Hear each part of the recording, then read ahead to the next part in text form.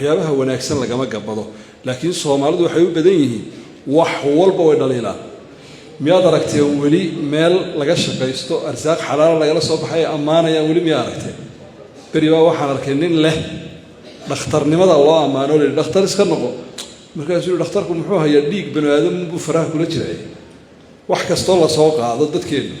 dhinaca salbiga bay ka eegaan laakiin waa dhinaca wanaagsan laga eego intuu qofku tahriib lahaa dhibaatoon lahaa dad bargi lahaa kadeedmi lahaa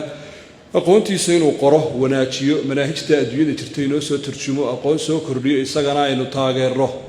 tarbiyadda carruurta baan maalin Google-ka weydiiyey inta buuga laga qoray ee ku saabsan afka Carabiga dabeetana wuxuu soo dhigay wax ka sareeya 10,000 oo buug English haddaad imika ku qorto carruurta iyo tarbiyadooda waxa laga yaabaa in 20,000 30,000 ku siiyo oo iyo wax ka badan oo buug bal af Soomaali ku qor tarbiyadda carruurta inta ka sheekaysan waxa laga yaabaa muxaadaro culimo leedahay iyo buug iyo laba inaanay dhaafin sidaa darteed baa xogteennii iyo cilmigeennii iyo aqoonteennii dad wax yaqaan oo inaga dhex buuxaane ay sheeko iyo hadal iska noqotay oo qalinku inagu yari waxaan idin leeyahay dadka wax u qora oo wax qora idinka oo nidaamkeeda iyo wadadeeda iyo arrinkeeda u maraya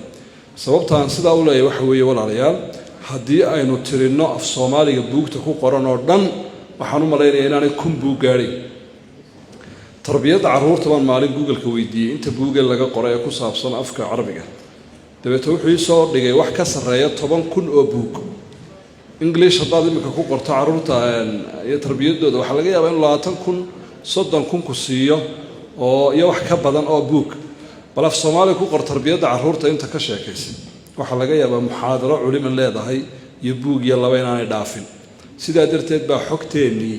iyo cilmigeennii iyo aqoonteennii dad wax yaqaan oo inaga dhex buuxaane ay sheeko iyo hadal iska noqotay oo qalinku inagu yari qofna ma bilaabma isagoo dhameystiran perfectionism-ka iyo qofku inuu ku dadaalo isagoo 100% dhameystiran waxaan idhaahdaa mar badan dhalinyarada ku wax ku gaari maysaane qof waliba isagoo guurguuranaya jilbuhu murxaanu istaagaalo socdaayo macna yeesha qoraalka bilow buuga ugu horeeya isagoo fool xun oo keen halagula tafatiro lagu hagaajiyo hadduu xun yahay dib lagu celiyo marka dambe ummadda waxaad u soo bixi doontaa adigoo dhisan oo wax badan taraya dabcan adigoo u maraya course ama laba course qaado sida buug loo qoraa muxtawaha iyo contentiga sida loo diyaariyaa sida markaa waxa weeyaan la iskaga hagaajiyo far qoraalka afka Soomaaliga iyo xeerkeeda loo waafajiyaa inaha haddaad isu geysato waxa aad u kooban oo fikradaada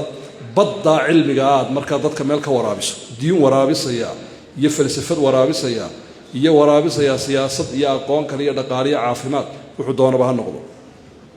qodobka muhiimka ah ee aan xusi lahaa waxa weeye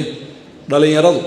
shaqo la'aanta iyo bisaaradda waxyaabaha ay kaga baxayaan waxa ka mid ah qoraalka wanaagsan inay wax qoraan in buug la qoro oo arsaaq xalaal laga raadiyo 100% mabda aan taageerayno way waxyaabaha wanaagsan lagama gabado laakiin Soomaalidu waxay u badan yihiin wax walba way dhaliilaan miyaad aragtay wali meel laga shaqeysto arsaaq xalaal laga soo baxay amaanaya wali miyaad aragtay bariba waxaan arkay nin leh dhakhtarnimada loo amaano leh dhakhtar iska noqo markaasuu dhakhtarku muxuu hayaa dhiig bani'aadam buu faraha kula jiray wax kasto la soo qaado dadkeena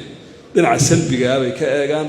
laakiin waa dhinaca wanaagsan laga eego intuu qofku tahriib lahaa dhibaatoon lahaa dad bargi lahaa